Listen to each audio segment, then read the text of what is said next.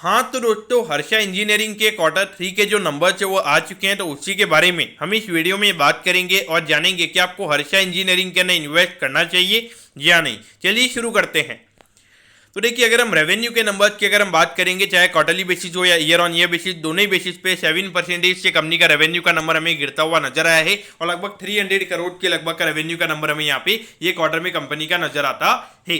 तो देखिए, आज ये हमारा तीसरा रिजल्ट का वीडियो हम यहाँ पे बना रहे हैं। इससे पहले हमने ग्लोबल वाला वीडियो बनाया था और उससे पहले हमने एक तरीके से जो जो सुप्रिया लाइफ साइंस है उसका वीडियो हमने बनाया था। तो कहीं ना कहीं अगर आप देखोगे, तीनों अलग अलग इंडस्ट्री की कंपनीज हमें यहाँ पे नजर आती है। कोई एक्सपोर्ट रिलेटेड कोई कंपनी काम करती है, कोई डोमेस्टिकली काम करती है, लेकिन कहीं ना कहीं अगर आप देखोगे, अगर जो सबके रेवेन्यू के नंबर्स अगर आप देखोगे तो ये इंडिकेशन हमें साफ देखने को मिल रहा है कि जो इकोनॉमी में जो डिमांड है, जो अभी इंटरेस्ट रेट वगैरह लगातार हाइक हो रही है, उसकी वजह से यहाँ पे काफी बड़ा स्लोडाउन हमें देखने को मिल रहा है। और खास करके अगर आप देखोगे, कोविड के बाद में, यानी कि जो कोविड के बैड क्वार्टर्स आ रहे थे, वहां पे एक लोअर बेस इफेक्ट हमें बनता हुआ नजर आ रहा था। तो उसके कंपैरिजन में अगर आप देखोगे तो मुझे लगता है कि उसके बाद में ये क्वार्टर 3 जो रहा है, अक्टूबर से दिसंबर वाला, ये इन कंपनीज के लिए काफी बुरा रहा है। और इसीलिए अगर आप देखोगे तो जितनी भी स्मॉल कैप कंपनीज हैं, अराउंड 10 से 12 कंपनीज अगर आप देखोगे एक रोज नया 52 वीक लो में बनाती हुई नजर आ रही है। तो कहीं ना कहीं यहाँ पे स्मॉल कैप शेयरों में भी काफी ज्यादा मंदी हमें देखने को मिल रही है। और जब तक यहाँ पे कुछ रिकवरी के साइन हमें नजर नहीं आएंगे, तो वहां पे मुझे लगता है कि एक प्रॉब्लम यहाँ पे क्रिएट हो सकती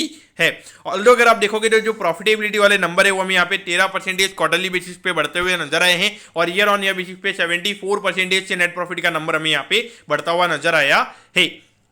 लेकिन देखिए, मैं ये नंबर को बिल्कुल भी अच्छा नहीं मानूंगा। देखिए, मेरा मेन फोकस ये रहता है कि आपने रेवेन्यू ग्रोथ कितना दिखा है। तो ये तो आपको जो नॉर्मली अभी प्रॉफिटेबिलिटी देखने को मिल रही है, जो नॉर्मली रॉ मटेरियल की कॉस्ट वगैरह यहाँ पे कम हो गई है और यहाँ पे जो इन्वेंटरी की जो अकाउंटिंग वगैरह की जाती है, तो उसकी वजह से हमें यहाँ पे देखने को मिल रहा है। अगले क्वार्टर में अगर कंपनी के रेवेन्यू के नंबर्स अगर सेम रहेंगे तो प्रॉफिटेबिलिटी ये नहीं रहने वाली है, तो वहाँ पे प्रॉफिटेबिलिटी के नंबर्स कंपनी के कम हो जाएंगे। तो मैं डेफिनेटली ये नंबर्स को अच्छा नहीं मानूंगा। अगर आप देखोगे, कल लैंडमार्क कार्ड के नंबर आए थे, तो वहाँ पर भी थोड़ा इन्वेंटरी अकाउंटिंग से रिलेटेड वहाँ पे प्रॉफिट के नंबर्स अच्छे थे, लेकिन कोई रेवेन्यू ग्रोथ के नंबर्स देखने को नहीं मिल रहे थे। और आज अराउंड 3 से 4% वो स्टॉक हमें नीचे नजर आ रहा था। तो ऑल ओवर अगर आप देखोगे, मेरे ख्याल से नंबर अच्छे नहीं है।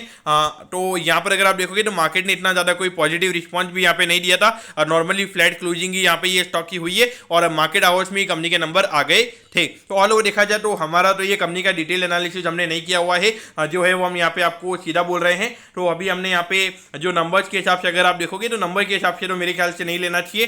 यहाँ पे अगर आपको लगता है कि बिजनेस में ग्रोथ वगैरह है तो लॉन्ग टर्म माइंड से देखना चाहिए। शॉर्ट टर्म के लिए रिजल्ट के बेसिस पे लेना मेरे ख्याल से यहाँ पे बिल्कुल सही नहीं रहेगा। तो दोस्तों, मैं होप करता हूँ कि हर्षा इंजीनियर्स के जो क्वार्टर 3 के नंबर्स हैं वो आपको अच्छे समझ में आ गए होंगे। अगर आपकी कोई भी क्वेरीज है, आप कमेंट कीजिए, मैं जरूर आपके कमेंट पर रिप्लाई करूंगा। ओके दोस्तों, thank you, have a nice day.